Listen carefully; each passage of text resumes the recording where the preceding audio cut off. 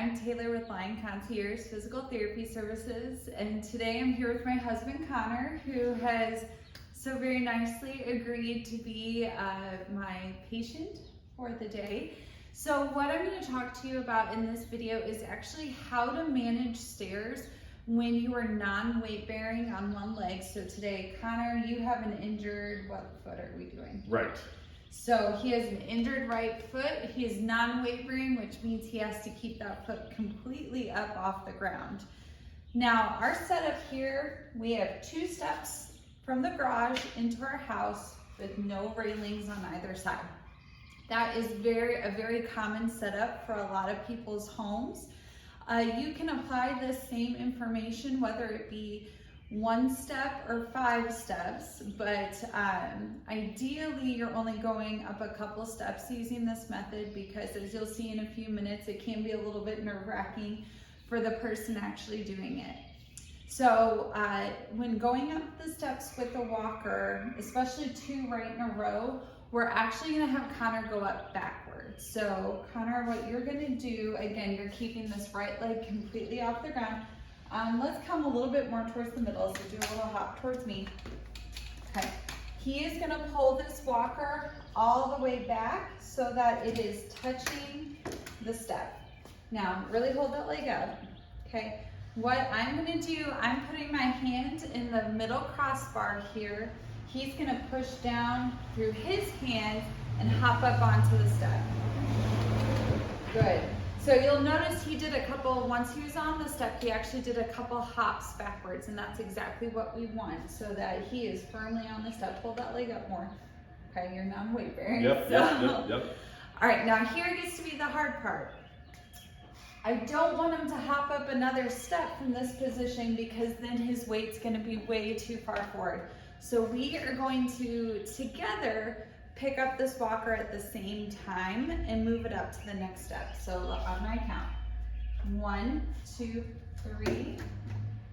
Okay, so from here, as you'll notice, these front 2 wheels are now overhanging. What you need to do to brace this, it's not this motion, it's not holding it up. It's actually, I have the back uprights all the way up against the next rise. And what I'm going to do, I'm going to really put my hip into this and push straight backwards to help stabilize this. And Connor, when you're ready, you're going to hop up the next step. Good. Now, again, he did that exactly right. He got up to the step, then took a couple extra hops back just to get really secure. Now, he's going to find his balance, and we'll count on 3 to bring the walker up and into the house. Ready? 1, 2, and 3, lift, and up. Okay, so then he can turn and be on his way into the house. Okay, don't go too far, because we're going to show him how to come back down. Sounds good. Okay, so let's talk about same idea, but coming down the stairs. So first thing he's going to do, we have a pretty large threshold here. He's going to bring that walker all the way up to where the threshold meets the house, and he's going to hop so that his hips are as close to that front crossbar as possible.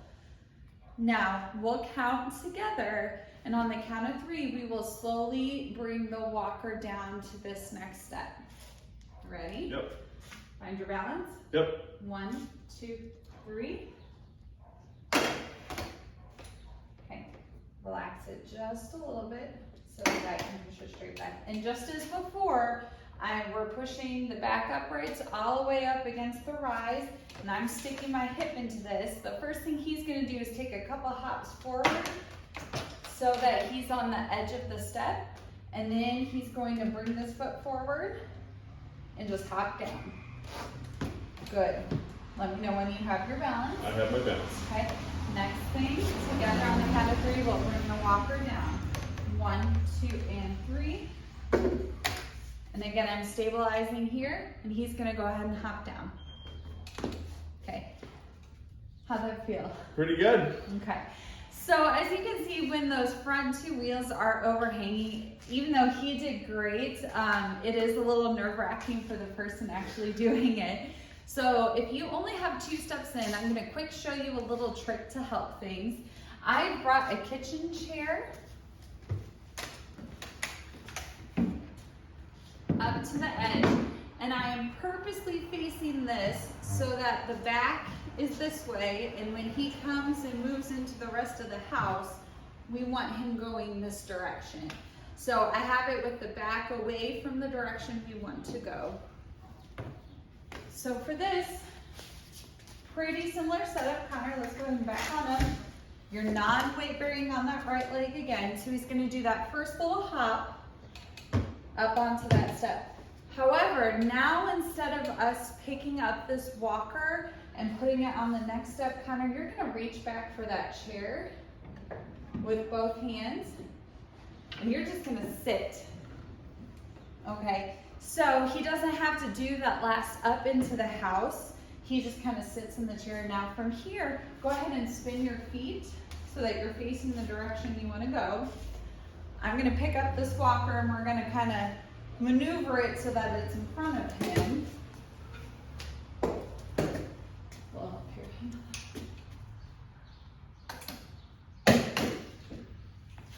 And now that he's safely in the house, from here he could just stand up and be on his way. Okay. And there he goes. So as always, I hope that answered any questions you may have. Obviously, the more stairs you have, the more of that hovering time those front 2 wheels are going to have. When in doubt, you can have also a second person helping from behind so that we are definitely secure in our way up to go up those stairs. I also like using a gate belt if falls, which we're hopping on 1 foot, falls are a higher possibility. I love having the person doing it in a gate belt so the person that is supporting them from behind has a little something to hang on to and can help them. Let me know if you have any questions by commenting below, and as always, thank you so much for your time, and I hope you have a wonderful rest of your day.